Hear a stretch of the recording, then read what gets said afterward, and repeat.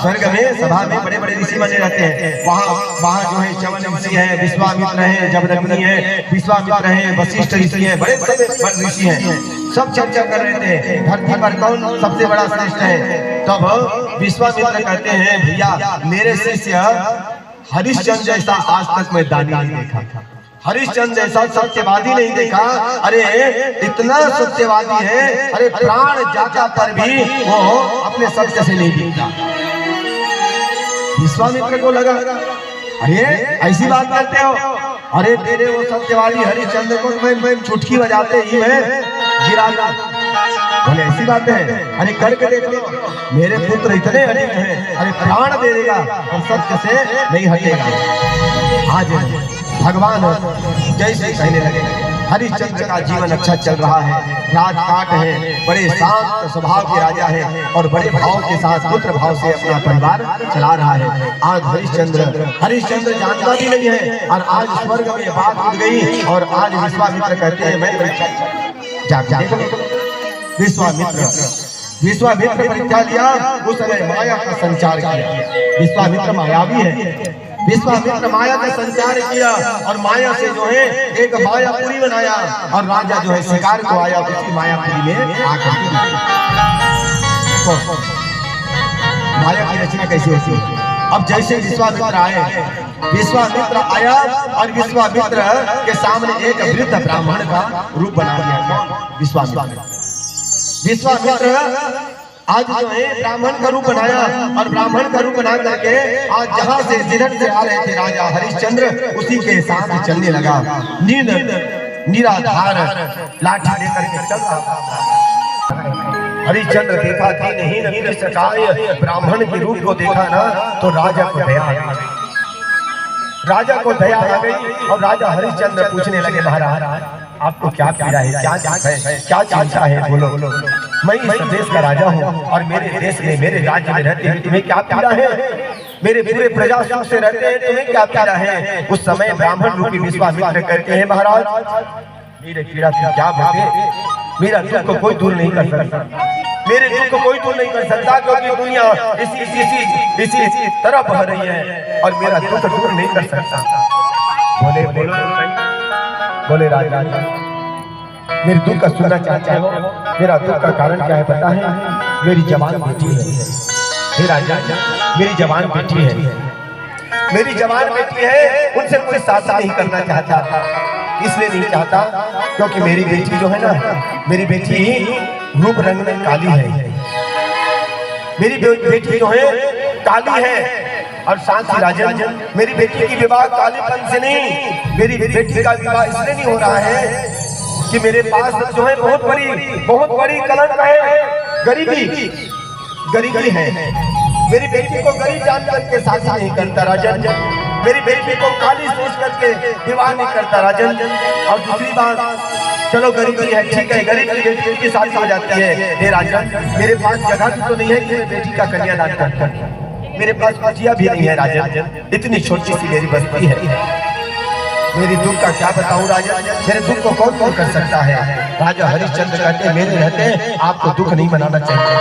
मैं इस देश का राजा हूँ, मैं इस देश का राजा हूँ, मेरा नाम हरिश्चंद्र है। रघुकुल रीता सदा चली आई, रघुकुल रीता सदा चली आई, प्राण जाय बचन जाए। खाने को नहीं है, अरे मेरे पास तो पूरे संपत्ति है। अरे आपके पास परिवार नहीं, मेरा पूरा राज्य अयोध्या पड़ा है। राजा ब्राह्मण के रूप में विश्वामित्र कहने लगे, राजन वो तो आपका है ना, वो तो आपका है और आप मेरे को केवल किराए में देंगे। 1-2 दिन बाद में अगर मेरा समधी पूछे तेरा वो महल कहाँ है, तेरा वो प्रजा कहाँ है, तेरा वो धन कहाँ है, तो मैं क्या जवाब दूंगा? इसलिए मैं किराए के मकान में अपनी कन्या का विवाह नहीं करूंगा। देखो आप लोग सुनो, कितना सुंदर शिक्षा। एक गरीब ब्राह्मण के रूप में आज विश्वामित्र हमें ज्ञान दे रहे हैं। आज मेरी बेटी है, जन्म मैंने दिया, किराए के मकान में अगर मैं उसका कन्यादान करूंगा मुझे क्या फल मिलेगा? न दान का मिलेगा, ना तो मुझे पुण्य का फल मिलेगा। इतनी बड़ी कन्यादान करूंगा मैं, किराए के मकान में करूंगा, मुझे कोई फल नहीं मिलेगा। सो राजन, आपकी धरोहर, आपकी राज्य, आपके अयोध्या आप मुबारक हो। मैं गरीब हूँ, जैसे भी होगी चलेगी जिंदगी। राजा हरिश्चंद्र कहते हैं महाराज तो बात क्या है?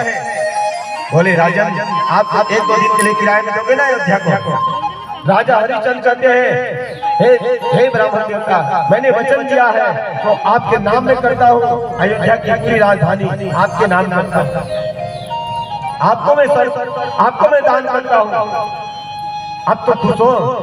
विश्वामित्र कहने लगे महाराज धन्य है आपकी भक्ति, धन्य है आपकी शक्ति, आपने मुझे दे दी, काफी है। राजन जिस समय करूंगा, जिस समय मुझे जरूरत पड़ेंगे मैं आ जाऊंगा और मैं अपने राज्य ले लूंगा। समय आया, राजा जो है जैसे ही वहां से गया, इधर जो है माया का संचार दूर हुआ और जैसे ही राजा माया से बाहर निकला तब उसको याद आया कि अरे मुझसे इतना बड़ा मेरे मुख से निकल गया और सारा राज्य मैंने किसको दे दिया? एक ब्राह्मण को, एक ब्राह्मण को दे दिया, एक ब्राह्मण को दे दिया। हरिश्चंद्र को जैसे पता चला, हरिश्चंद्र जो है आज पत्नी से कहे जाते, तारामती से कहने लगे तारामती आज तो मेरे मुख से ऐसा निकल गया और मैंने आज अनायास ही मैंने सारा राज्य एक ब्राह्मण को दे दिया। तारामती कहते हैं प्रभु आपने दान के समय भी अपनी धर्म पत्नी को नहीं भूला। कितना सुंदर पति, धर्म पत्नी उसी को कहते हैं। पति जो भी करें धर्म के प्रति जो करें उसमें समर्पण भाव दिखा। तारामती कहते हैं प्रभु आपने मुझे उस समय नहीं था, ब्राह्मण के साथ आपने दान किए पर मुझे अपने मन में रखा और मेरा आधा दान भी आपने दे दिया, मुझे तो आपने धन्य कर दिया। तारामती कहते हैं धन्य स्वामी, दान देते समय आपका मन में मैं बैठी रहती है।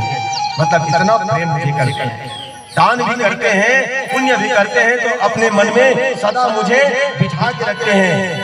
उस समय आप मुझे बिठाते हैं और आप दान करते हो तो मैं भी दान कर देती हूँ। आज कहती है तारामती बात हो नहीं है, तू तो मेरी धर्म पत्नी है साथ, लेकिन आज मुझसे इतना बड़ा अपराध हो गया। आज तो मैं निरपराध, मेरे बच्चे रोहित का भी मैंने पेट मार दिया। आज देखो मेरा पुत्र जो है आज 5 वर्ष का बेटा है, आज उसके हिस्सा को भी मैंने दे दिया। रोहित जाकर के रोहित से कहने लगे बेटा एक बाप से बहुत बड़ा अपराध हो गया बेटा। धन संपत्ति जब आती ना, अकेले थे तो मेरा था, परिवार बनने के बाद विवाह करने के बाद आधा संपत्ति पत्नी की हो गई और पुत्र होने के बाद आधा पुत्र के लिए हो गया। सो 3 भाग में बढ़ गई थी। आज 13 संपत्ति मैंने दान कर दिया बेटा। रोहित जैसे रोहित को कहा, रोहित ने कहा पिताजी आपने गलत नहीं किया है, सत्य किया है और आपके कर्म में मैंने हाथ दे दिया। आज तो मैं छोटा हूँ, बालक हूँ, पर दान करने का पुण्य पिता के साथ मुझे प्राप्त हो गया है। आज तो मैं बोल भी नहीं पाता हूँ, दान के महत्व नहीं जानता हूँ, पर आपने मुझे वो भाग दे दिया है जो भगवान भी वो भाग को देखता है। आज रोहित पिता के चरणों में लौट गया। सुबह हुआ और जैसे सुबह हुआ विश्वामित्र रूपी ब्राह्मण आ गए। ओ राजन मुझे दिया हुआ मेरा राज्य मुझे दो। विश्वामित्र आए और आकर के वो ब्राह्मण रूप में आए और आकर के राजा हरिश्चंद्र से कहने लगे राजन कल आपने मुझे राज्य दान किया था, सो मैं आ गया हूँ, मेरा कन्या के लिए वर मिल गए हैं, कल मुझे शादी करना है, इसलिए जल्दी घर खाली कर। ब्राह्मण रूपी विश्वामित्र कहने लगे राजन मेरे कन्या के लिए वर मिल गया है, कल कन्या दान करना है, इसलिए आज ही तुमको खाली करना पड़ेगा, राज्य छोड़कर तुम्हें जाना पड़ेगा। हरिश्चंद्र कहते हैं महाराज कुछ क्षण मुझे बिताने दो। तो बोले नहीं, सारी व्यवस्था मुझे करनी है, इसलिए राजधानी छोड़नी पड़ेगी, जितना जल्दी हो छोड़। जैसे ही छोड़ने के लिए कहे दक्षिणा संकल्प हुआ, उसी क्षण जो है व्यास भगवान कहते हैं जैसे विश्वामित्र जैसे ही संकल्प लिवाए राजा को नामकरण करवाया और उसी समय दक्षिणा की बात कही है। राजा तेरे धन परिवार घर को मैं रक्षा करूंगा। ब्राह्मण को दान कर रहा है, पुण्य का अधिकारी बनेगा, स्वर्ग में जाके राज करेगा। दान कर रहा है ब्राह्मण को, और इस दान के महिमा के कारण स्वर्ग में राज करेगा। और तू स्वर्ग में राज करेगा, तेरे राज्य की राजधानी मैं ब्राह्मण तेरी रक्षा करूंगा। इसके बदले में तुम्हें पैसा देना होगा, दक्षिणा। ब्राह्मण को दक्षिणा देना पड़ेगा, तब जाकर के मैं तेरे दान को रखूंगा, नहीं रखूंगा। राजा हरिश्चंद्र कहने लगे सैनिकों को, हे सैनिकों, जाओ और कोषागार से लाकर के 100 स्वर्ण मुद्रा लाकर के विश्वामित्र को दे दो। राजा ब्राह्मण जैसे ही कहा तो राजा के ब्राह्मण के रूप में विश्वामित्र कहने लगे, ओ राजा, जब सारा राज्य मुझे दे दिया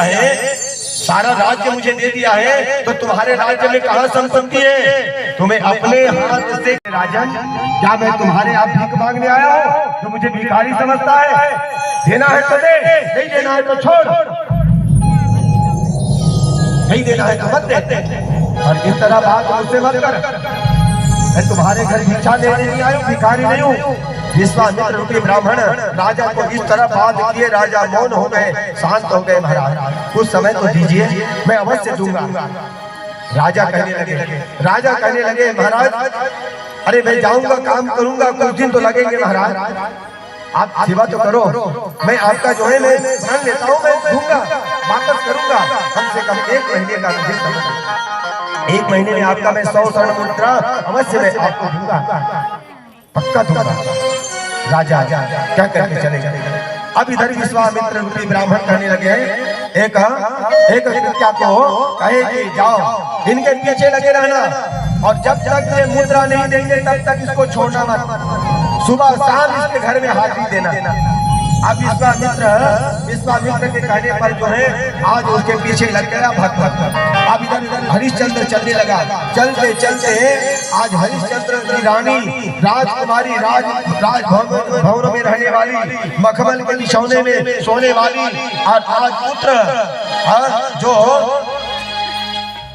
गोदी में पलने वाला, हाथों में झूलने वाला, आज वो राजकुमार रोहित आज पैदल चल रहे हैं, पाँव में जूते नहीं है, पाँव में चप्पलें नहीं है।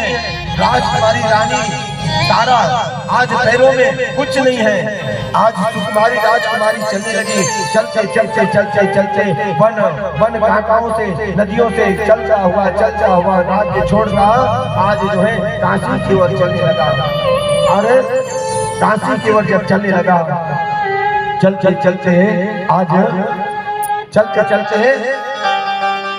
आज रोहित तारामती की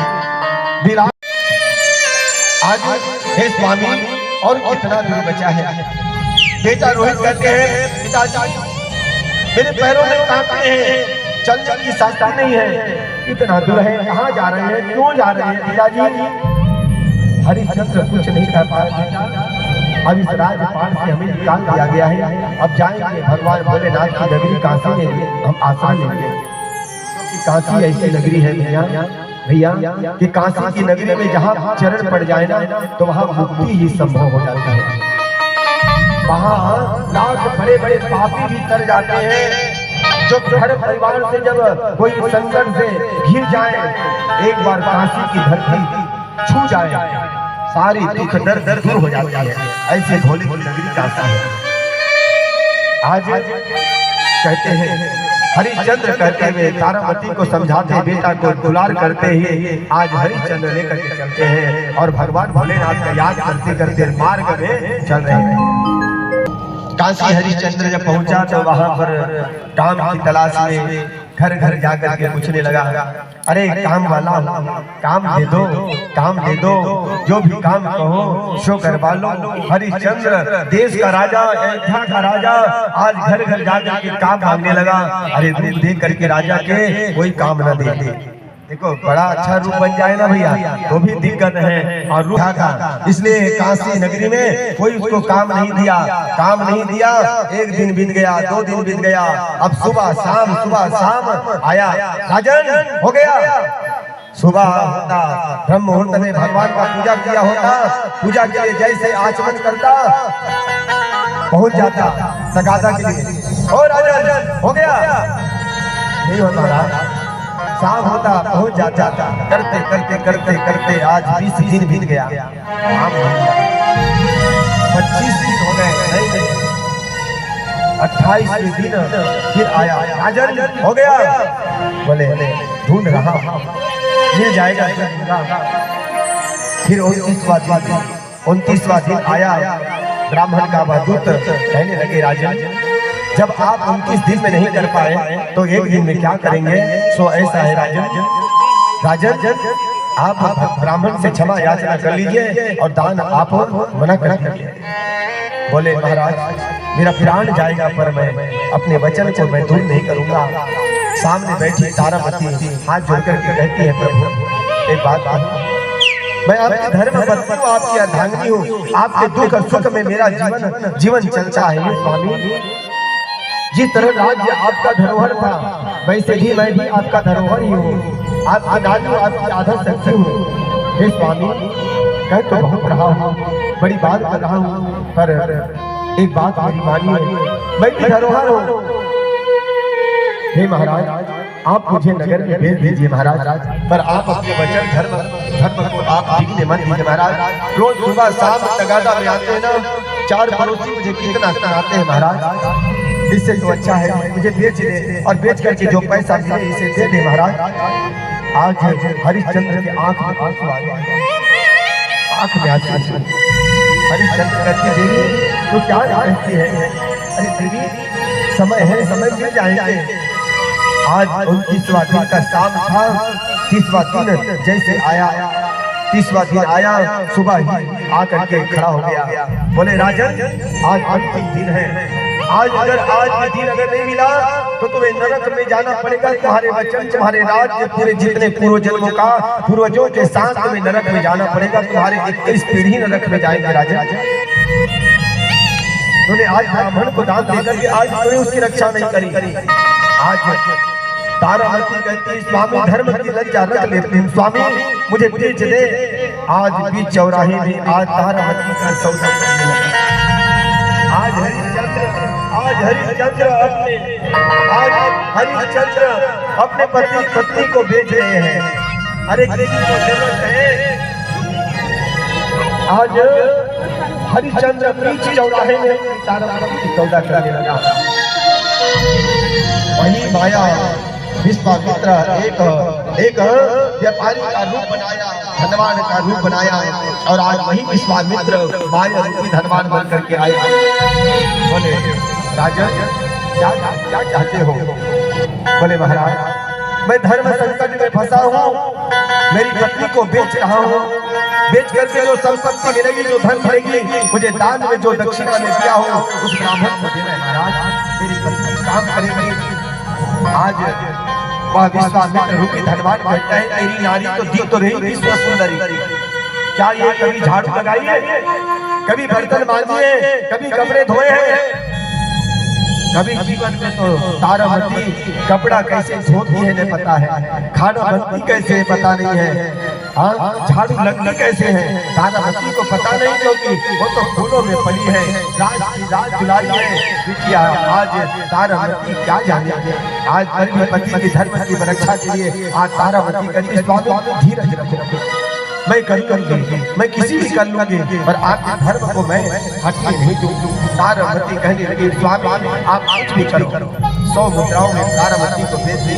तारामती जब तारामती को धनवान लेकर के चलने लगा, रोहित विलाप करने लगे और माँ जैसे करके रोहित दौड़ने लगा। बात आंख में आंसू है, पर क्या करे परवश है के हाथ दी गई है। आज धनवान से हाथ जोड़ करके प्रार्थना करके चरणों में कहते हे स्वामी आप मेरे पुत्र से मुझे अलग न कीजिए, जो भी हिस्सा देना हो उसको भी कर दीजिए। तारामती 8 स्वर्ण मुद्राओं में रोहित कुमार खरीद करके रोहित और तारामती को लेकर के धनवान के रूप में बैठा विश्वामित्र ले गया। केवल 2 मुद्रा बची थी, 2 मुद्रा के कारण आज स्वयं राजा हरिश्चंद्र गया शमशान में जाकर गिरफ्तारी करने लगा। कल तक राज्य करने वाला आज प्रजा का पालन करने वाला आज देखो शमशान में आज मरघट में जो है रक्षा कर रहा है, रखवाली कर रहा है। आज तारामती तारामती धनवान के घर में जाकर के बर्तन मांगती है, कपड़े धोती है, झाड़ू लगाती है, पोछा लगाती है, खाना बनाती है, नाना प्रकार के सब भी सोचती है और काम करती है। धीरे धीरे अब रोहित फूल लाता, फूल छूट करके लाता, वो धनवान के पूजा के लिए फूल लाता, लकड़ी लाता, वन से जाकर लकड़ी लाते हैं। आज धीरे धीरे समय व्यतीत हुआ, भगवान व्यास कहने लगे राजा, एक समय ऐसा आया और देखा कि ये तो धर्म बचा चाह। विश्वामित्र विचार किए, अरे तूने धन के बारे में तो धन को दे दिया, लेकिन मन कैसे तुम रोकोगे, मन को मैं पीड़ा को कैसे दूर करोगे? धन से तू तो धनवान बन गया, दक्षिणा दे दिया, मन को कैसे से मारोगे? मन को मारने के लिए आज विश्वामित्र ने क्या किया, आज रोहित कुमार जो है फूल चुनने के लिए आज लकड़ी लेने के लिए वन में गया और इधर विश्वामित्र क्या किया, माया रूपी काला सर्प बन गया।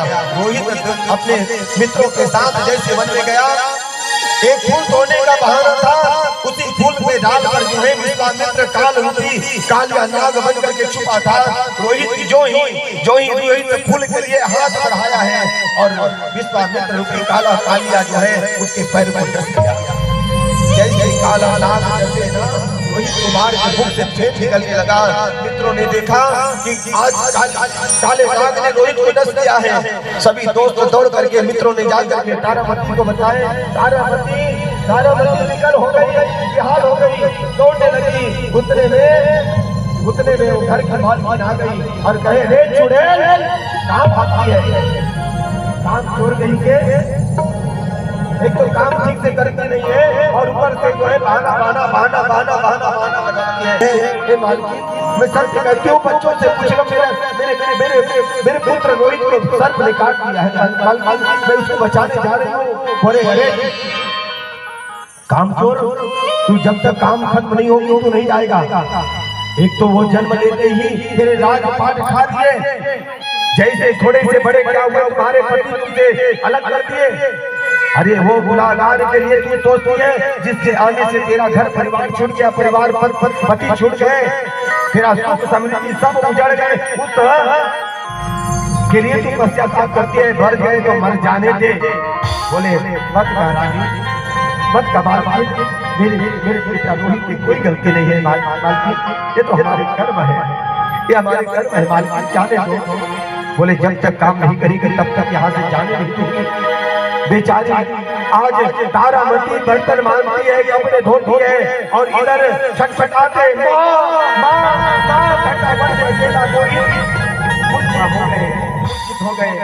मूर्छित होकर के सर्प की जहर फैलने लगा, पूरे शरीर में फैल गया। फैलने के बाद आज रोहित वन में अपना प्राण त्याग गया। माता तारामती काम समाप्त करके जब रोती बिलखती अपने सिर को थाप मारती, तारामती जब पहुंची तो जाकर के देखता है तो क्या देखता है, आज अपने शरीर से प्राण त्याग, मुख से प्रेम लग रहा था, तड़प के वहां की जो है पूरा गड्ढे बन गए। तारामती गोद में उठाई, बोले आज तारामती कहने लगी, बेटा रोहित, अरे उठ बेटा उठ, हमारे दुनिया में कोई नहीं है रोहित, उठ बेटा उठ, हम दुखियारी है, कहाँ करें? आज तारामती कहने लगी किस्मत का मारा हूँ। उठ बेटा उठ, इस संसार में हमारा कोई नहीं बेटा, उठ बेटा उठ। हे रोहित तारामती विकल हो गई, सीने से लगा कर कही, रोहित मैं क्या करूं बेटा, मैं क्या करूं? मेरे पास इतनी ताकत भी नहीं बेटा कि मैं तुझे उठा सकूं। और तारामती कहते हे मां, सुनता उठाने का प्रयास करती नहीं, गोद लेते चलिए मालकिन के पास, जाकर के देखी मालकिन, देख मालकिन अभी आपने तेरे वचन को सत्य कर दी मालकिन, आज मेरा बेटा वो गई मालकिन, आज मेरा रोहित मुझे छोड़ चला गया मालिक। आज मेरा बेटा मरे, आज मेरे दोस्तों ने सुना कर दी मालिक। जो वही ना सत्य कही, हर दिन बात सत्य हो गई मालिक। मैं अल्लाह नानी क्या करूँ मालिक, मेरे पास तो पैसा नहीं जिससे मैं पैसा बना दूँ, जिससे मैं जला कहीं न मेरे फेंके जाल कहीं बन में जाल दे चीज को मैं खाएंगे नदी में जा करके फिर से जल जाए गल जाए। इसके लिए कोई कथन नहीं सारा बच्चे कहने लगे ऐसे मत कहो, ऐसे मत कहो। ऐसा तो बहुत सुनाई मालिक, मरने पर तो कम से कम पूरे काशी नगर में पूरे घर में गई बेटे का। आज तारावती को रोहित के लिए कफन नहीं मिला।